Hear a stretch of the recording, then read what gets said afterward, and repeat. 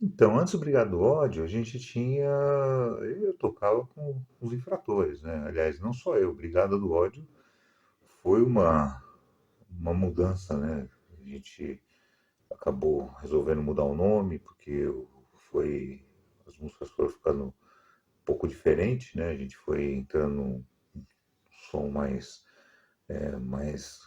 radical, mais barulhento, foi ficando cada vez mais rápido, mais agressivo, né? E a gente acabou mudando de nome, e aí teve a entrada do Luizão também, então aí, acho que sacramentou o Brigado hoje, né, como uma outra banda. Mas o Infratores foi fundado pelo Sérgio e pelo Magrão, que estavam na formação inicial do Brigador, na formação original. Eu me juntei com os Infratores um pouco depois. A banda existia desde 82, por aí a banda já existia, né? E eu vinha tentando fazer banda, eu vinha tentando formar banda.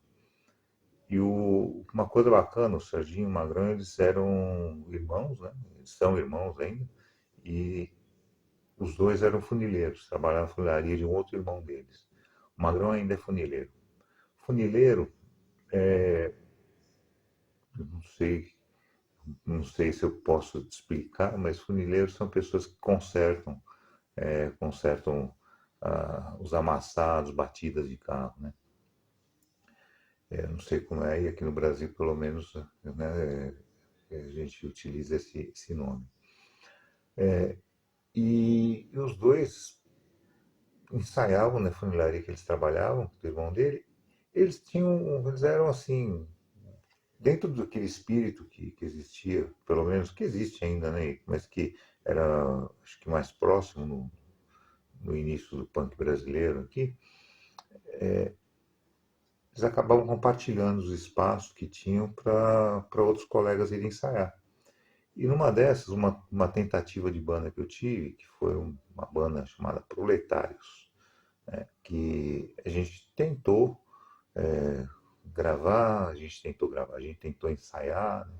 Não deu certo em um lugar, não deu em outro, e aí convidaram a gente para ensaiar lá. Bom, éramos eu, o Maurício, o Terra e o Kamikaze. Ficava só eu e o Maurício lá, porque o Terra dificilmente aparecia no ensaio, ele tinha as coisas do dia a dia dele, ele trabalhava com venda, ele não aparecia, e o Kamikaze ele era peão em caldeiraria, numa empresa de tinta, e ele também tinha sistema de plantão, trabalhar de madrugada, né? E ele acabava faltando muito também, faltando, não aparecendo. Então ficava só eu e o Maurício. Foi interessante que eu ia lá sempre, o Maurício ele ia tocar bateria na nossa banda, e tinha outros colegas que também estavam fazendo banda na época, né?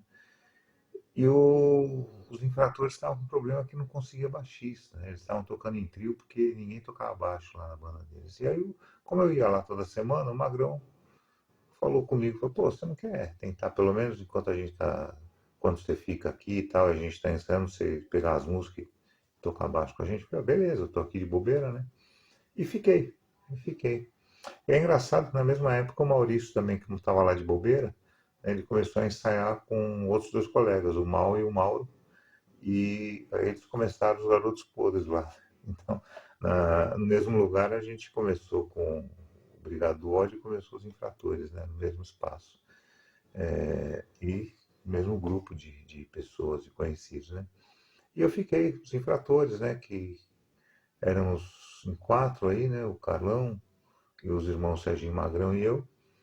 E depois o Carlão sofreu um acidente, né, ele era trabalhador um, com serraria, né? Trabalhava cortando madeira e tal, e ele cortou os dedos de uma das mãos e, obviamente, ele ficou um bom tempo aí sem poder tocar bateria, sem. Parece que até ele voltou depois a querer fazer banda e tal, mas ele ficou um bom tempo aí para recuperar o movimento das mãos, para recuperar o acidente, demora muito isso, né? E aí a gente arrumou um outro colega, o Amauri, que é um rapaz que aparece em algumas fotos, né? Com mais antigas. Ele tocou com a gente um tempo. Um outro Mauro, Maurão, que era vocalista do Alcer, também tocou bateria com a gente há algum tempo, e nenhum deles deu muito certo, né? Acabou. Acho que a gente estava já querendo fazer um som mais veloz sempre, né? Parece que não ficou muito legal. O Maurão até tentava, mas o Maurão não aguentava o pique aí para tocar muito tempo. Aí o Sérgio era um cara que tocava tudo com uma boa destreza, né? Aí o Sérgio foi tocar bateria e, cara, ele acabou fazendo um som muito rápido e muito. Ele usava muito bem a bateria, né? Não era só a velocidade dele, mas ele usava muito bem a bateria e ele rodava muito, ficava um som muito cheio. E a gente ficou em trio. A gente ficou em trio como infratores um tempo, até que no momento resolveu modificar. E foi meio de emenda, né? Assim, a gente modificou a banda para a Brigada do Ódio e logo em seguida o Luiz acabou entrando, né? O Luiz ele entrou numa. A gente tinha uma amizade muito próxima com o pessoal do Alster, né? O Vlad, o Maurão, tanto que o Maurão foi tentar tocar bateria com a gente. Eles comentaram com o Luiz, um papo lá que o Luiz também foi da banda do Alster, e o Luiz foi ver um ensaio nosso, né? E de ver o ensaio nosso, a gente conversou lá e falou, pô, mas eu tinha umas ideias de fazer vocal, porque nessa época que a gente estava em trio, eu estava cantando. E assim, eu achei ótimo, né? Que para mim não era legal, não era bacana fazer, tocar baixo e fazer vocal.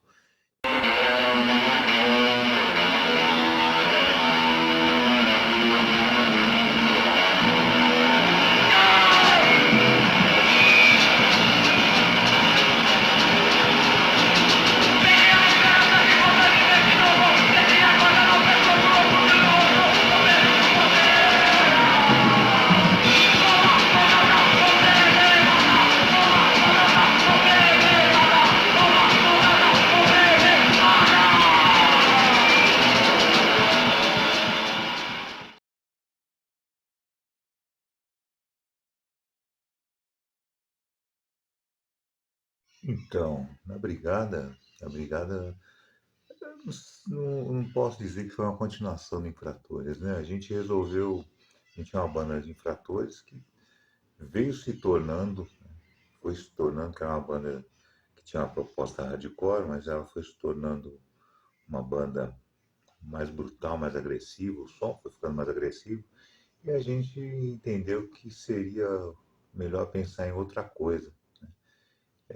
A ideia de brigada é a ideia de grupo, né? A ideia de ter um grupo, um coletivo, né? Então a ideia de brigada ela não era só de quem é transgressor, né? Que é o que vinha do infratores, mas acho que o Brigada foi algo posterior, não foi uma sequência do Infratores, foi algo que apareceu depois, né? A ideia de Brigada do Ódio veio depois, porque a gente mudou o som, mudou um pouco o teor do que escrevia, o jeito de escrever as letras, né? Aí viraram letrinhas mais curtas, né? Coisas mais curtas, e até a forma, né? Com a entrada do Luizão depois, a forma de cantar modificou, né? Então, tem uma mudança, é outra banda, né? O Infratores ele tem um registro aí que tem um DNA do Brigada, mas acabou se transformando em outra banda também.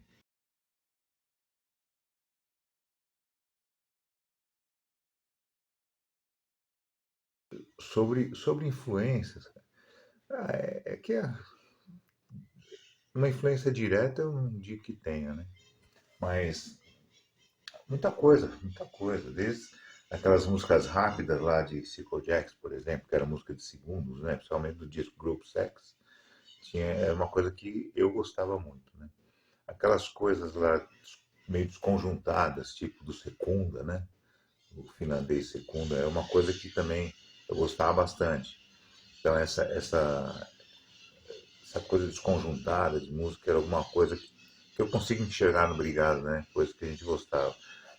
E essa história de música curtinha, você pode ver que a forma do Psycho Jacks aparece também no DRI, né? Eu lembro que algumas coisas como assim bem escrachadas como Disorder, Cosmic Shore, eram algumas bandas que eram contemporâneas, né? Contemporâneas nossas. Então, eu não sei dizer se é influência, mas aquele momento, né? Aquele momento que as coisas estavam acontecendo, eu acho que a gente estava sintonizado com aquele momento. Então, não influência, mas essa troca de coisas assim, o tempo inteiro, essa troca de estilos, de forma de encarar a música, ou de ridicularizar, né, a música. Então, essa forma não sei se é destruir música, mas tentar desconstruir o que tinha de música, né, ou tentar ir até o extremo do barulho, né. House of K foi uma coisa que foi interessante, um momento, né, que aquele short sharp shock, que tem uma batida que é bem direta, né, que não para. A gente, coisas assim, coisas que a gente que acho que dialogou com a nossa época, né. Eu não posso falar que essas bandas influenciaram porque é ao mesmo tempo que a gente, mas foram coisas que a gente ouviu com bastante atenção também.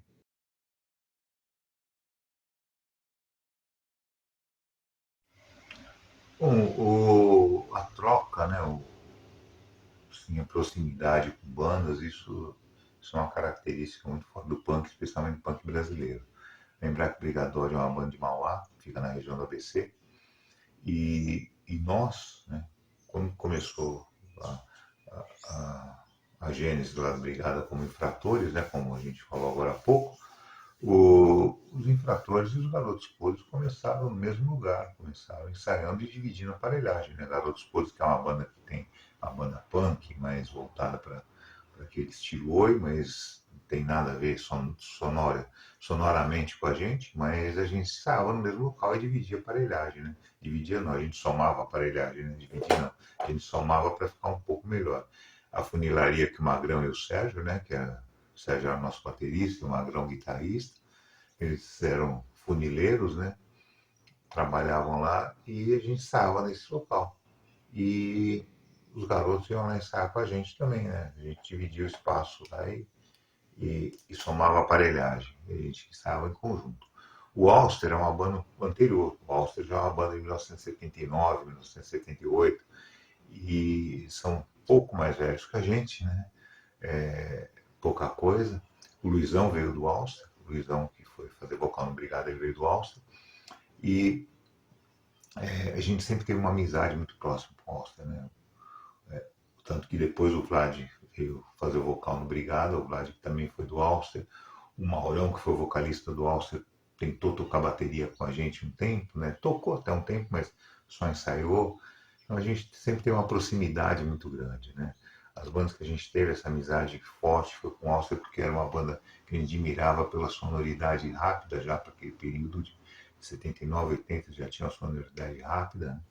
O, e a gente tinha também outras bandas que eram bandas punks que eram próximas, né? O Grito de Alerta, o Corte Marcial, o Hino Mortal.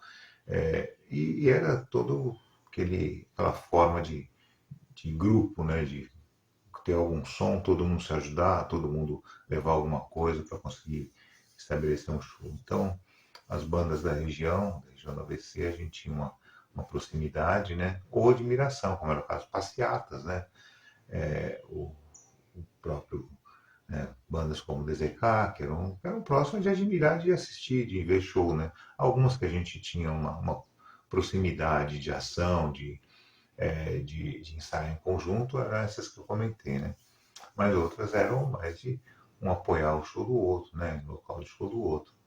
O Olho Seco a gente tinha, o Olho Seco é um marco, né? De uma banda aqui nos anos 80, uma banda punk, né? Foi uma banda que foi marcante, né? E a gente ia em shows, acompanhava, e quando o Luiz entrou no Brigado, o Luiz estava no Olho Seco como guitarrista, né? Então, na fase que foi ficando mais violenta do Olho Seco, assim, violenta em termos sonoros, né? Então a gente tinha essa proximidade também, principalmente por conta do Luizão, né? A gente tinha essa proximidade e fiz uma amizade boa, duradoura, né? Tanto que a gente tem uma amizade até hoje com o Sartana, que é baterista do Olho Seco, o eterno baterista do Olho Seco, né? O Sartana é meu amigo de muito tempo, né? E a gente tem essa proximidade, né? Essa proximidade de afinidade de amizade e afinidade de som também. Né? Então a gente tem esse, essa relação. E bandas que a gente também em som admirava, né? E admira até hoje, né? O Ratos, que tá aí, o Ratos Porão tá a banda que está nativa aí há décadas, né?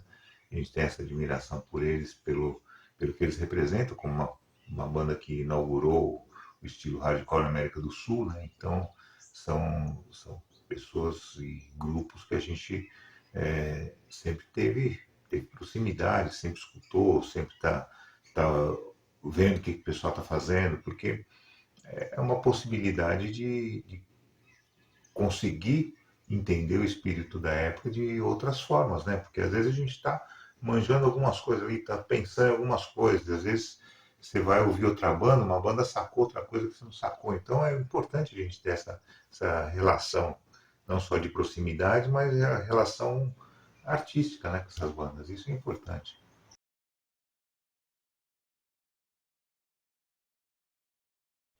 Então, em relação às dificuldades, eu vou colocar as dificuldades que elas começaram a acontecer, especialmente na época, né? Logo depois do festival Começo do Fim do Mundo, teve acho que teve uma leitura aí da imprensa, principalmente, né? A mídia brasileira fez uma leitura dos punks como de uma forma geral muito ruim e isso acabou com o espaço de show. Então, os espaços de shows em 83, 84 ficaram muito reduzidos, né? Foi, foi murchando, foi diminuindo. Tanto que muita banda foi procurar espaço no interior, outros estados, no Brasil, porque a grande São Paulo ficou muito reduzida. E nós ainda estávamos. E as bandas que foram para outros lugares, geralmente eram as bandas que eram da capital, de São Paulo. Nós éramos da região do ABC e nós já não tínhamos uma projeção como banda grande, né? Nós não tínhamos.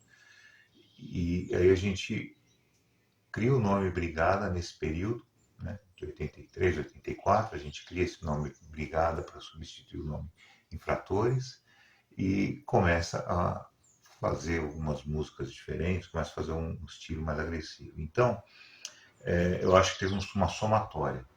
Os espaços que se reduziram naquele momento, né, principalmente na Grande São Paulo, os espaços que já não existiam no ABC, que já era muito difícil, o espaço do ABC, e, e as brigas constantes, né, que tinha entre grupos de ABC e São Paulo também dificultava para o ABC tocar em São Paulo, então a gente tinha essa dificuldade também. E o estilo de som que a gente começa a fazer com Brigada não tinha público. As pessoas não. Eu acho que pode parecer meio pretensioso falar que não entendiam, mas as pessoas não aderiam, não gostavam, não tinham afinidade com o que a gente estava fazendo, posso dizer assim, né? Porque às vezes a gente fala, as pessoas não estão entendendo, eu acho meio pretencioso, né? Não sei, eu não posso saber o que as pessoas estão pensando, o que, que as pessoas acham, né? A pessoa simplesmente pode não gostar, né? Então, mas não se criava nenhum tipo de identificação com o que a gente estava fazendo. Então, a gente estava numa época difícil, sem público, num local de pouco acesso e sem espaços para tocar. Então, acho que isso configura uma forma da banda ficar isolada totalmente. Tanto que o que a gente conseguiu, qual a solução nossa? Vamos gravar. A gente tem que gravar, porque senão a gente vai nascer e morrer isolado e ninguém vai saber o que a gente fez em nenhum momento. Né? Então, o caminho que a gente procurou foi esse, foi tentar fazer uma gravação. Que não ficou boa, ficou cheia de problemas, mas foi o caminho que a gente buscou e que hoje eu entendo que foi um caminho acertado.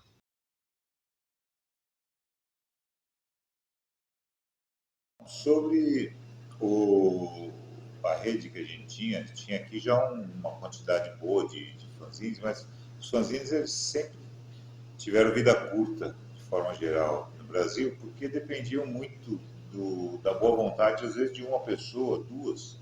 Então, era uma coisa bem militante. Né? Então, o fanzine, enquanto a pessoa tinha tempo, disponibilidade e, e a boa vontade, né, dos colegas de enviar informações para essa pessoa, a pessoa continuava editando o zine. Mas chegava uma hora que tinham várias dificuldades, né? Às vezes as bandas que a pessoa queria colocar no fanzine demorava para enviar uma foto, porque vamos lembrar que anos 80, né? Você tinha que tirar a foto, mandar revelar a foto, entregar. Então, às vezes as bandas demoravam para entregar uma foto. Para pegar uma foto de um show era o mesmo processo. Você tinha que tirar a foto no show, revelar o filme, depois colocar a foto lá no fanzine, xerocar, e às vezes o pessoal ficava sem dinheiro para fazer esse processo de comprar filme, de fazer revelação, que também eram coisas que despendiam uma grana, né? Então os fanzines tinham essa dificuldade. E para receber material do exterior, manter correspondência, às vezes o material levava meses para chegar, porque também dependia da pessoa parar lá para mandar alguma coisa, mandar um pacote para cá. Então era um esforço muito grande e dependia de muitas variáveis, né? E aí os fanzines demoravam, tá? Demoravam não, exigiam uma energia muito grande de quem estava fazendo. Geralmente era uma pessoa só, duas, no máximo, que se empenhavam no fanzine. Mas o fanzine também tinha uma coisa bacana, trazia às vezes algumas informações e endereço de outras bandas, né? Endereço de como a gente podia se corresponder, né? E a gente foi criando uma rede, aos poucos a gente ia criando rede com outros grupos, outros colegas, outras pessoas, né? E eu arriscava, né? Você mandava correspondência para algumas pessoas, você arriscava. E aqui a gente acabou fazendo uma certa rede, né? Eu, pessoalmente, né, e também depois da saída do LP do Brigada, a gente fez troca com muita gente, né? Eu lembro especialmente do Red Shed, que trocou da Itália, né, que trocou algumas coisas com a gente também. A gente acabou trocou algumas coisas com alguns franceses que mandaram depois algumas coletâneas, algumas bandas lá. Da França eu lembro bem do Rapid, né, que veio aparecer mais ou menos depois, ou no mesmo período que a gente, mais para frente, não sei, mas eu acho que a gente chegou a trocar algum material que recebeu deles, né? E a gente manteve essa correspondência, né? O pessoal a gente tinha correspondência com algumas bandas estadunidenses, né? O Youth Brigade, né? A gente manteve correspondência por um tempo, né? E aqui a gente tinha correspondências com algumas pessoas da, da América do Sul, né? Mas na América do Sul a gente mantinha, não, eu ia falar América Latina, mas na América do Sul. E aí não era tanto com grupo, era mais com pessoas. A gente tinha, de vez em quando, acho que chegava um disco do Brigada, porque eu coloquei meu endereço lá, né? Então, às vezes chegava um LP do Brigada para alguém, a pessoa escrevia, eu comecei a receber bastante coisa. Eu lembro que eu recebi correspondência de colegas do Peru, da Colômbia, da Argentina. A gente acabou recebendo contato do Chile, recebendo contato de vários colegas do Equador que estavam da América do Sul afora. E, e ter contato, né, contato com bandas, né? Não vou dizer contato, mas às vezes a gente escrevia e recebia um retorno rápido, né? Como desordem, o pessoal mandava retorno, mas a gente ia tendo contato e ouvir bandas e procurar bandas de países que estavam fora do eixo Inglaterra, Estados Unidos, foram bandas que depois, né, tempo depois que o Brigada tinha lançado o seu disco, a gente foi ouvindo uma banda que é clássica, né, da Espanha, né, que acho que é da região basca também, os Corbuto, né? Depois os Cindios, né, o Antidogmáticos, né, que eram bandas que eu acabei tendo contato, bandas espanholas que eu acabei tendo contato, que também algumas eu já não sei que fim que levou, né? Mas são bandas de países que estão fora desse eixo, né? Aí que a gente acaba escutando.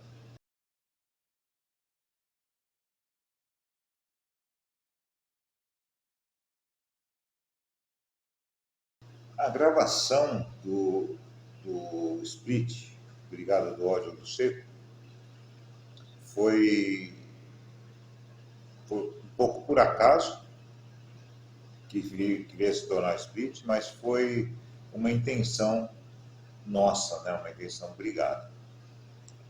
A gente já tinha deixado de utilizar o nome Infratores, passou a se tornar Brigada do Ódio, porque a gente tinha já estava fazendo talvez um tipo de som que a gente não estava classificando ainda, mas era um som extremado.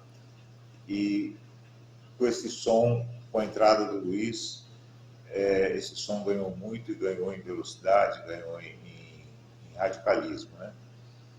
Bom, desde a entrada do Luiz, a gente já falou com ele que a gente estava com vontade de gravar, a gente queria gravar, porque a região nós somos a região do ABC Paulista, né? E depois do festival Começo do Fim do Mundo, teve um refluxo muito grande de evento. O estúdio, a gente foi num estúdio super simples, estúdio de 8 canais, que estava acostumado a gravar coisas simples, como duas pessoas tocando violão e cantando, né? Jingle, coisas mais básicas. Né? Mas era o que o dinheiro que a gente tinha permitia a gente alugar, que era esse estúdio, e a gente pediu um apoio lá para quem conhecia um pouco mais do estúdio. Eu lembro que o Redson esteve lá com a gente boa parte do dia, quase a manhã inteira, e a gente gravou num dia só. A parte da gravação ele esteve lá com a gente, o Renato Filho ficou praticamente o dia inteiro, o Renato Filho que era do Ataque Frontal, o Fábio apareceu lá, voltou, apareceu de novo, né? Deu uma força lá para a gente também. O Pierre passou por lá, mas foi mais para conversar um pouco. Então a gente teve colegas que auxiliaram a gente, né? Eu acabei utilizando um baixo que o Luiz pegou emprestado. Se eu não me engano era do Val, mas eu não lembro se era do Val ou do Alexandre, mas o Luiz pegou um baixo emprestado para eu ter um som um pouco melhor. E a gente passou o dia gravando e foi o que deu para fazer. Acho que a gente não conseguiu a qualidade que a gente gostaria, a gente não conseguiu uma definição que a gente gostaria, mas foi o que deu para fazer. O registro foi legal, o registro foi bem importante. O registro foi a possibilidade de falar, olha, o Brigada fez isso em tal momento. Né? Então, acho que valeu a pena a gente, mesmo com toda a precariedade, a gente fazer aquela gravação. Continua citando, né, as pessoas que colaboraram, o Mauro, que era guitarrista dos Garotos Podres na época, inclusive nós, quando começamos como infratores ainda, nós, os Garotos Podres, ensaiávamos na funilaria, porque a gente dividia o pouco equipamento que a gente tinha, depois eles conseguiram arrumar um local e equipamento para eles, e a gente também melhorou um pouco o nosso, mas a gente ensaiava em conjunto, dividíamos as coisas, né? Então a gente tem uma amizade, o Mauro também é de Mauá, assim como o Brigada do Ódio é de Mauá, e o Mauro gentilmente desenhou a capa para a gente, fez a colagem do encarte. Ele desenhou a capa, não cobrou nada, a gente depois passou umas cópias do disco para ele, que era o que a gente podia fazer, mas ele nem isso ele tinha pedido, e sempre que eu posso eu falo sobre isso, porque acho que é importante por duas coisas, né? Primeiro, obviamente, para agradecer sempre o Mauro por essa gentileza. Segundo, acho que era legal evidenciar o quanto que esse primórdio do punk já tinha essa questão de colaboração. As pessoas colaborarem umas com as outras e tentar militar pelo movimento, parece que é isso, né? As pessoas tentando fazer o melhor pelo movimento. Então, assim, a gente teve esse apoio de Fábio, de Strongos, de Redson, de Renato Filho, de Mauro, né? E milhares de outras pessoas, depois o próprio Maurício, que é tatuador hoje, várias pessoas que colaboraram com a gente de uma forma ou de outra. Então, acho que é sempre bacana registrar isso.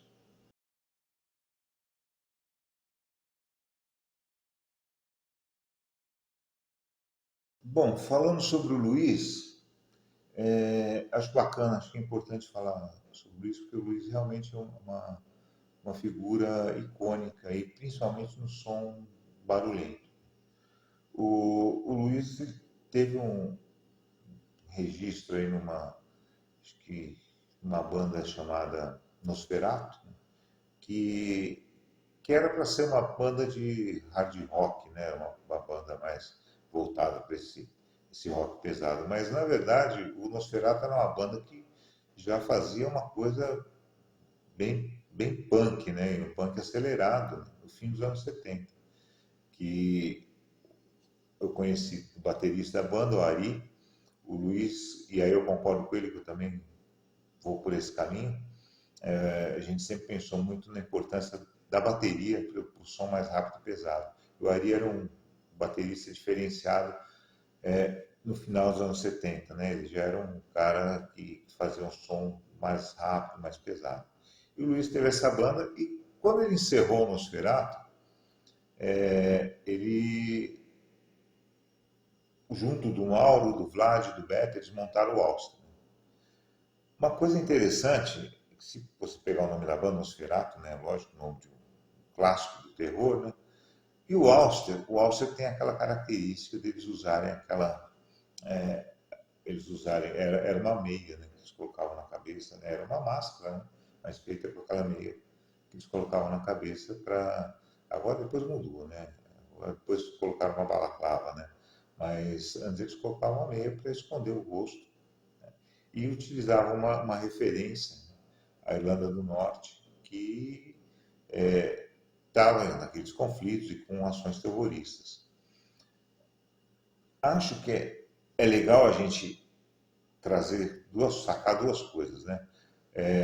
O Luiz ele tinha algo interessante e acho que ele não ter tocado guitarra com o Brigado, ter sido vocalista foi bom por isso.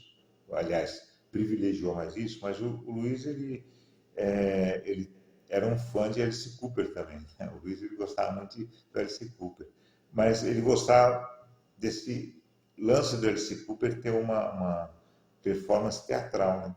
Então o Luiz considerava muito isso com a mensagem que viria além da música, né? E o Alcer, eu entendo que ele pôde exercitar isso também com a ideia das máscaras. Não sei de quem foi a ideia das máscaras até hoje, não sei, não posso te falar se foi dele ou se foi do Vlad, que os dois pensavam muitas coisas por esse caminho, né?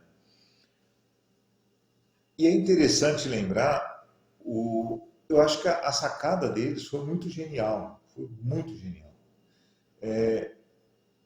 Brasil estava num período, o Auster é de 1979, o Brasil estava num período ainda de ditadura militar. Apesar de já estar na reta final da ditadura, que começa um período que se chama de transição, né, de final de ditadura, que começa no dissenso, né, da ditadura, né, de extensão, que é de 79, né, que é o último presidente militar, porque foi uma ditadura, foi um revezamento de generais aqui no Brasil.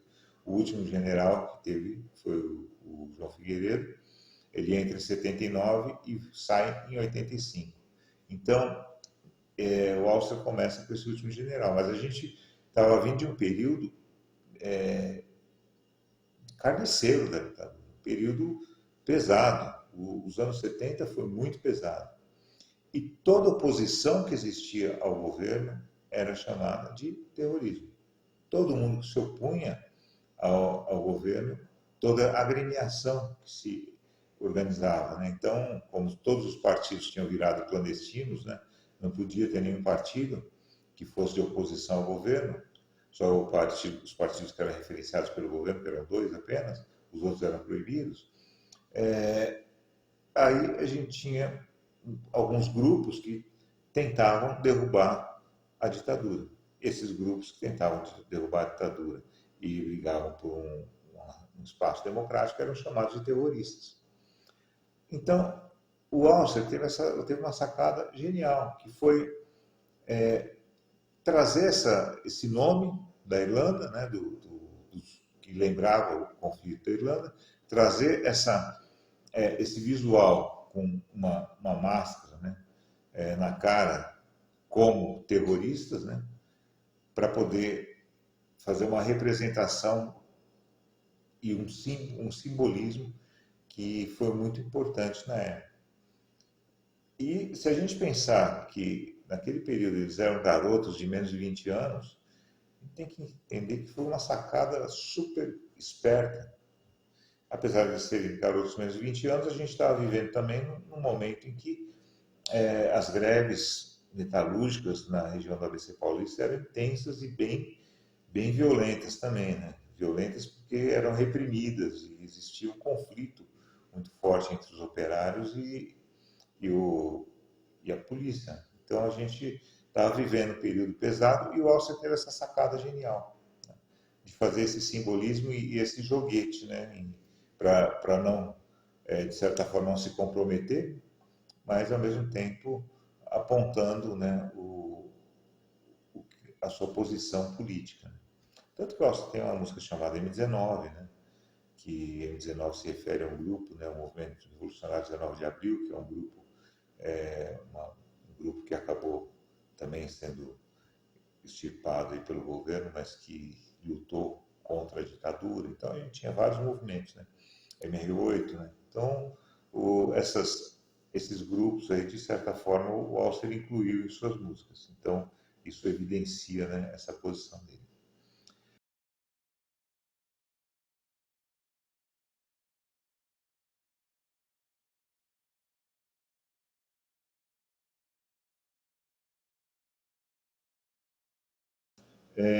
O Felipe, que está no Social Causa, ele intermediou a conversa e o contato, né, com a Fold, né, porque foi até uma ideia dele. Pô, a Fold está resgatando várias coisas e lançando, né, e vocês têm material que pode ser lançado todo num disco só. Por que é que eu vejo isso? Quer que eu converse com o pessoal? Eu falei, pô, conversa, né? E como a Fold tem essa relação com o Cripo Buster, né, com membros lá do Cripo Buster, e o Cripo Buster já conhecia o Brigada, porque gravou já um cover nosso, né?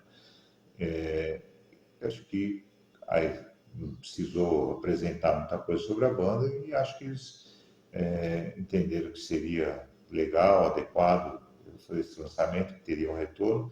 E a gente acabou entrando em acordo, eles lançaram lá.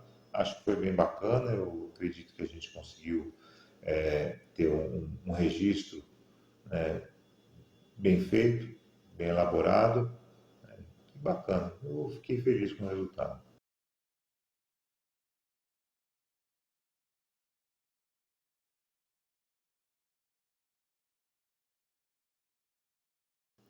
Bom, o Brigada realmente, ele teve. Depois que o Luiz saiu, a gente, simultaneamente, né? Eu não lembro se uma coisa que ocasionou, qual foi a ordem das coisas, mas acho que foi mais ou menos simultâneo.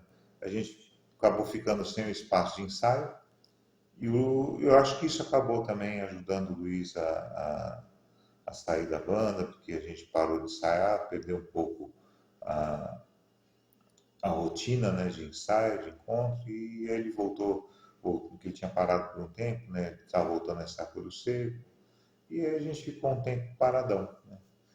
Tanto que depois de um tempo eu fui também tocar Colho Seco, mas a gente sempre teve, eu e o Magrão, né? Sempre, o Magrão é um irmão mesmo, um cara que, que a gente já tem uma estrada aí de amizade de muito tempo, né? É um parceiro e tanto.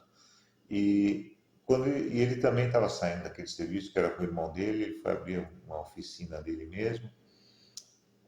E aí passou um tempão, a gente encontrou um dia e falou, pô, vamos tentar juntar a banda de novo. A gente tentou outra vez, tá? Até que a gente, o Sérgio, que era o irmão dele, não queria mais tocar, até que falei, pô, vamos tentar trazer o Vlad, né, que o Vlad estava com o Auster, né, o Vlad sempre ficou com o Auster, mas estava também com um período parado, né? E a gente falou, vamos trazer o Vlad. O Vlad ele já é um colega nosso, ele já tinha sido meu sócio numa loja, né? Numa loja de LP. E falei, pô, vamos trazer o Vlad, que é um cara que canta, né? E a gente consegue. Ele vai ter uma coisa diferente do Alster, né? Que no Alster ele tocava e cantava, mas ele cantava quando precisava, né? De vez em quando, ele não gostava, não. Mas no Brigada eu vou trazer ele para cantar. E o Magrão ficou, mas meu irmão não quer mais tocar bateria, né? Então vamos trazer o Satana. Vamos tentar falar com ele, que o Satana gosta de tocar, mas o Satana está fora do olho seco, né? Não está mais tocando. Aí a gente trouxe o Satana e a gente fez um tempo aí de ensaio, fez algumas músicas. Eu acho que as letras ficaram de outra forma, modificaram. Eu acho que, e aí a gente continuou com aquela mesma ideia. Vamos gravar. Tudo que a gente faz, vamos gravar. E aí gravamos aquele compacto, né? Que pessoalmente eu acho muito legal aquele compacto, eu gosto muito do que está lá. Acho que é um compacto que tem que tem algumas letras muito interessantes, eu acho que ele tem um conceito muito legal. E ele foi muito mais bem pensado do que o LP. E a gente lançou aquele compacto, teve uma aceitação legal. E nesse período, com essa formação, a gente tocou, eu acredito que foi com o Ristetite, a gente tocou no São Bernardo, abrindo para o Ristetite. A gente fez mais alguns shows também, a gente tocou com alguns colegas, como Traças, né? A gente chegou a tocar com Traças, se não me engano, em Guarulhos, né? A gente fez alguns shows com essa formação. Bom, depois o Sartana, por questões pessoais, questões ligadas à família, a ele não tinha mais como continuar e aí a gente deu uma outra parada. Essa outra parada até a gente poder contar com o Panda. Então eu posso falar que eu tive muita sorte, né? Que no percurso que eu tive com Brigada, a gente pôde contar com o Serginho, o Serginho Mano Magrão, o Sartana e o Panda, que são três pessoas fantásticas e bateristas, assim, que porque a gente pretende fazer, eles dão muito conta do recado, né? Eles são muito bons. E com o Panda a gente tocou no Bloco 7, com Força Macabra, a gente fez alguns shows esporádicos também, que eu não vou lembrar também os locais, mas a gente fez alguns shows e a gente fez a gravação, que a gente não teve nem dinheiro para fazer nenhuma prensagem, mas a gente continuou com essa ideia. Pô, a gente fez música, vamos gravar. Gravamos e colocamos, né, no Bandcamp lá para acesso livre. Bom, com esse grupo de gravações, eu já entro na outra questão, né, que você me fez, que foi sobre a Fold, né? Eu acho que a Fold deu uma oportunidade, deu duas oportunidades bacanas, né? Aliás, mais que duas, vou citar algumas. Uma oportunidade legal, a gente poder reunir tudo em um trabalho só. Bacana. Tudo que eu falo é que a gente conseguiu inserir uma gravação demo do período pré-Brigada do Ódio, que a gente ainda usava o nome de Infratores. Então a gente colocou aquela demo e colocou todas as gravações como Brigada do Ódio. A forma como o material que tinha Brigada, algumas fotos, todas as letras, tudo, e as artes foram feitas, a Fold conseguiu fazer um trabalho interessante para a capa e para o encarte. Ficou muito legal o encarte com o livrinho interno, ficou muito legal, muito bacana. Então, eu acho que o trabalho ficou, de uma certa maneira, de uma qualidade super bacana e conseguiu, né, levar a Brigada para ter um acesso bom na Europa, né? Então, a gente teve, até onde falam para a gente, né, a distribuição do LP lá foi bem rápida, né, a venda foi bem rápida. E eu acho que foi um material bacana, um material bonito, gostei bastante. Né? E acho que a gente conseguiu reunir, para quem pensava sempre em registrar o que estava fazendo, conseguir reunir depois todos os registros num lugar só, foi bem importante. Foi uma experiência boa.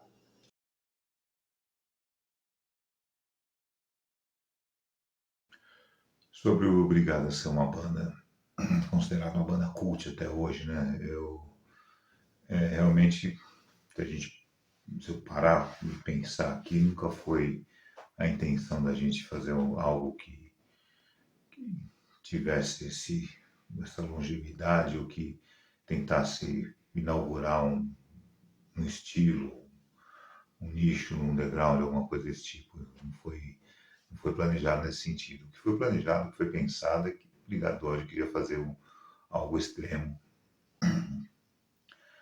o som mais rápido possível. A gente está ouvindo, eu comentei isso em alguns momentos, a gente vinha ouvindo as músicas cada vez mais rápidas, algumas bandas apostando em quebrar aquele tum-ta-tura, do hardcore e fazer um ta-ta-ta-ta-ta-ta-ta. É uma batida mais direta, né? E a gente apostou nisso, a gente pensou em fazer uma batida mais volumosa, mais direta, utilizar, rodar a bateria mais vezes. A gente buscou um vocal que ele não fosse como o vocal que estava tendo no hardcore, que era cantar tudo rápido, mas um vocal que cantasse mais espaçado, gritado. E para isso a gente teve que fazer letrinha curta, né? As letras eram bem curtas, é uma característica também nossa. E as músicas curtas. A gente também percebeu que está tendo um movimento de encurtar as músicas, algo que já existia desde o Circle Jackson, de fazer músicas de 20 segundos. A gente extremou isso também. Então a gente tentou fazer da música barulhenta, né? A música barulhenta e ela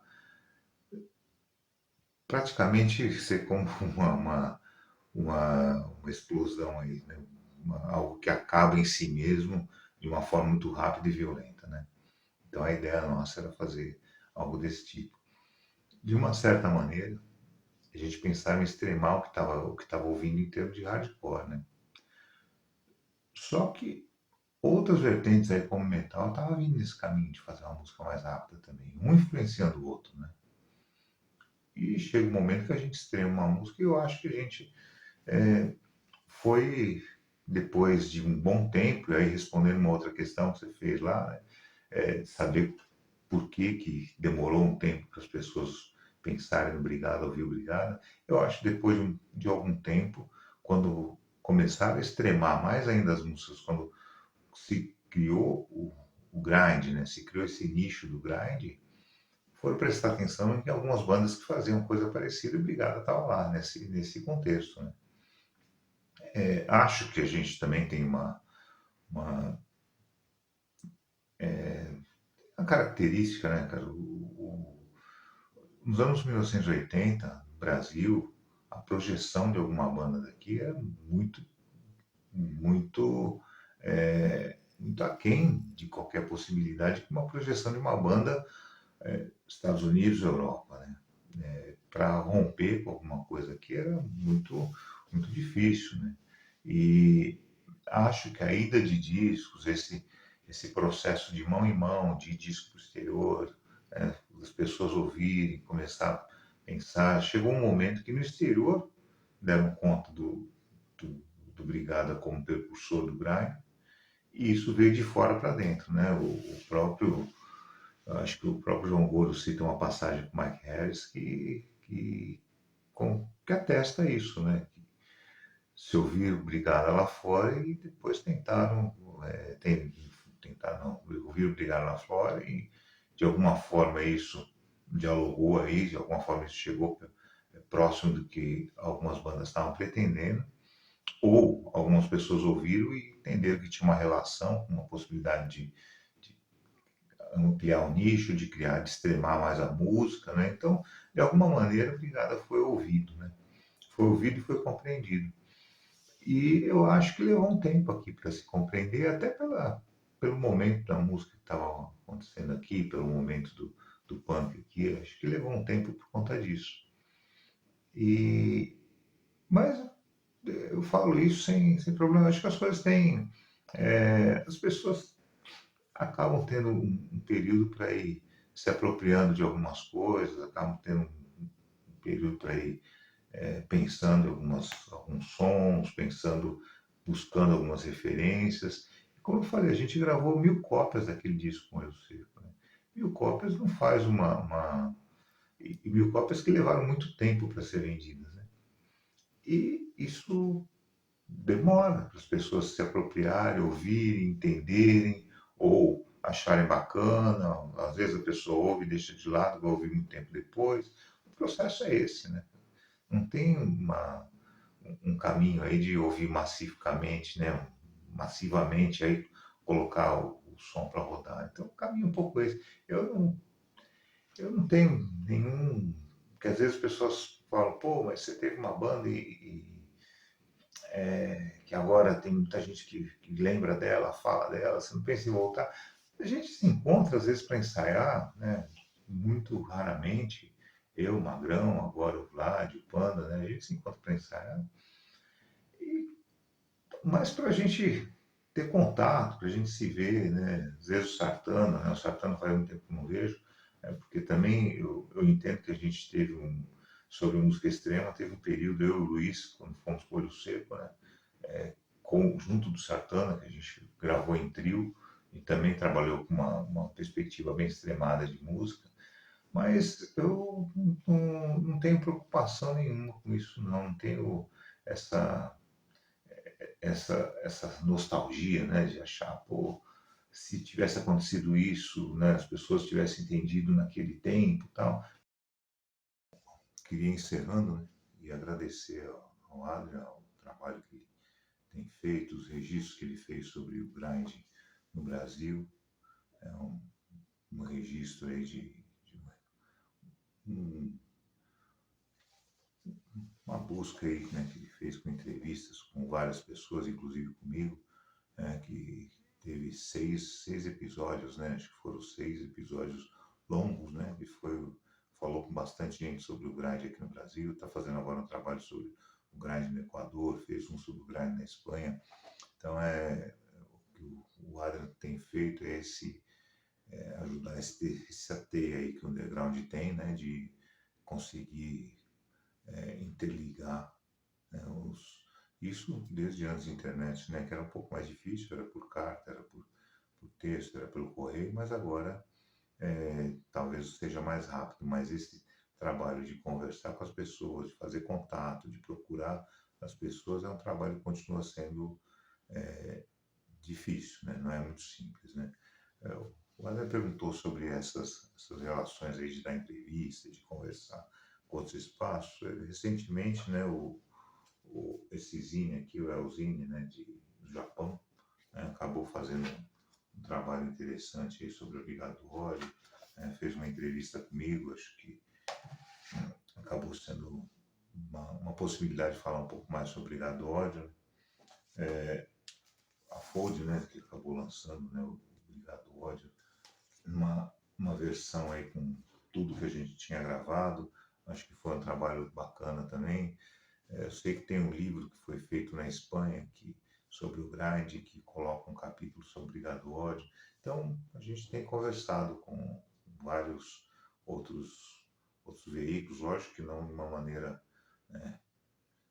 toda hora, né? Mas de vez em quando vem alguns colegas aí, algumas entrevistas, mas sempre de uma forma legal e consistente, né? Com um fanzine que está muito preocupado em fazer uma discussão mais concreta, né, sobre o grind, sobre bandas daqui, né, os, as matérias que o Adam tem feito, né, que é um cara que tem feito matérias buscando bastante olhar diferente, né, sobre os assuntos que ele enfoca, né, e livro, né, que tem sido lançado e fazendo uma discussão aí sobre o grind de uma forma geral, tentando buscar a história do grind. Então, acho que tem sido bacana, né, as pessoas que têm se debruçado para olhar um pouco sobre o grind e tem trazido, né, sempre tem lembrado do Ligado Ódio. Acho que isso é algo importante para a gente, né, porque como eu comentei aqui, uma forma de não envelhecer, né, foi feito, né? Uma forma das pessoas sempre pararem um pouco, ouvir, conversar com a gente, né? E às vezes a gente tem coisas que algumas pessoas veem lá no Brigada que a gente nem tinha pensado sobre, né? Mas que às vezes faz muito sentido, às vezes não faz tanto, mas é legal que a gente sempre pode estar em contato com gente, gente bacana, com gente que tem essa cabeça voltada para o underground, que tem. Mas o underground que eu falo não é só a música que não é muito ouvida, né? Mas toda essa construção de contato, de uma rede de lugar de show, de uma forma de uma imprensa, uma mídia diferente, né? Que não passa pelos meios mais reconhecidos, né? De divulgação do rock. Então, acho que esse caminho é legal, é um caminho que eu conheci muito, né, pelo punk, que está vivo, que está vivo e está aí. É fundamental a gente ter outras possibilidades, porque senão a gente é colonizado o tempo todo, né, por ideias que estão financiadas por uma grana grande, né? Então a gente tem caminhos para sobreviver e acho que essa rede que a gente participa, né, do underground, a gente faz parte, ela é importantíssima. Tá bom? Então, mais uma vez, agradeço aí o espaço para a gente conversar e, ó, tamo junto.